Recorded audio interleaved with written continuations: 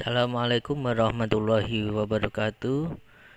Salam sejahtera bagi kita semuanya. Yang kami hormati kepada Profesor Dr. Masruki MPD selaku dosen senior pada mata kuliah Hukum Islam, dan saudaraku yang berbahagia yang kami banggakan.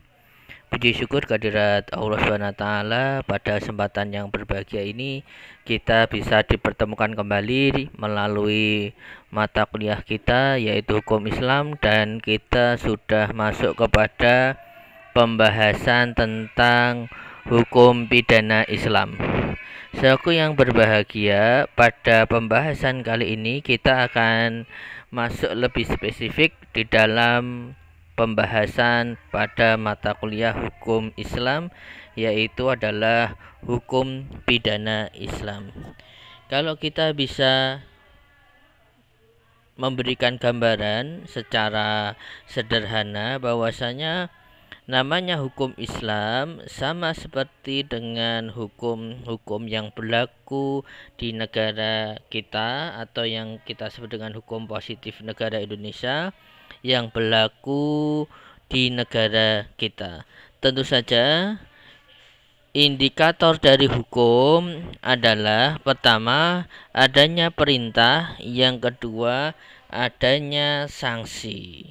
Sehingga di dalam hukum Islam sama, yaitu dibagi menjadi dua, ada hukum pidana Islam dan hukum perdata Islam. Nah, pada kesempatan sekarang ini kita akan membahas bersama-sama tentang hukum pidana Islam. Sebab pertama adalah pengertian hukum pidana Islam.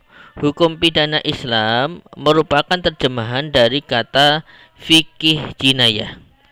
Fikih jinayah adalah segala ketentuan hukum mengenai tindak pidana atau perbuatan kriminal yang dilakukan oleh orang-orang mukallaf. Mukallaf adalah orang yang dapat dibebani kewajiban sebagai hasil dari pemahaman atas dalil hukum yang terperinci dari Al-Quran dan hadis. Menurut Dode Rosyada 1992 halaman 86. Tindakan kriminal adalah tindakan kejahatan yang mengganggu ketentraman umum serta tindakan melawan peraturan perundang-undangan. Jadi ada dua indikator dalam tindakan kriminal, yaitu tindakan kejahatan yang mengganggu ketentraman umum dan tindakan melawan peraturan perundang-undangan. Lanjut, Al-Quran merupakan penjelasan Allah tentang syariat, sehingga disebut dengan Al-Bayan, penjelasan. Penjelasan dimaksud secara garis besar mempunyai 4 cara, dan salah satunya Allah memberikan penjelasan dalam bentuk nas tekstual tentang syariat sesuatu. Misalnya, orang yang membunuh tanpa hak, hukumannya harus dibunuh oleh keluarga korban atas adanya putusan dari pengadilan. Subbab B, ruang lingkup hukum pidana Islam. Ruang lingkup hukum pidana Islam meliputi pencurian, perzinahan termasuk di dalamnya homoseksual dan lesbian, menuduh seseorang berzina, minuman khamar, membunuh atau melukai seseorang, pencurian, merusak harta seseorang, melakukan gerakan-gerakan kekacauan, dan yang semacamnya yang berkaitan dengan kepidanaan. Subbab C, jenis hukuman. Jenis hukuman yang menyangkut tindak pidana kriminal dalam hukum pidana Islam terbagi atas 2 bagian, yaitu A, ketentuan hukuman yang pasti mengenai berat ringannya hukuman termasuk kisos dan diyat yang tercantum di dalam Al-Quran dan hadis yang biasa disebut dengan hudud. B, ketentuan hukuman yang dibuat oleh hakim melalui putusan yang biasa disebut dengan hukuman takzir. Hukum publik atau hukum publik dalam Islam adalah jinayah yang memuat aturan mengenai perbuatan yang diancam dengan hukuman baik dalam jarimah hudud maupun dalam jarimah ta'zir. Jarimah adalah perbuatan tindak pidana.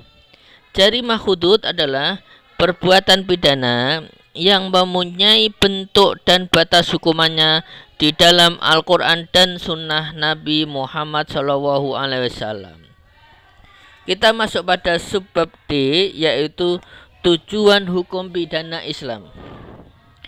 Tujuan hukum pidana Islam adalah memelihara jiwa, akal, harta masyarakat secara umum, dan keturunan. Oleh karena itu, kedudukan hukum pidana Islam amat penting dalam kehidupan bermasyarakat.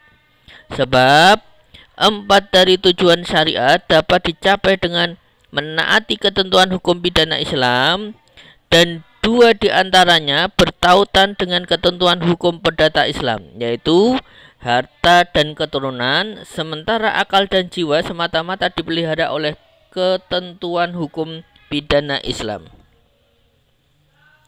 Masyarakat yang patuh terhadap hukum berarti mencintai keadilan.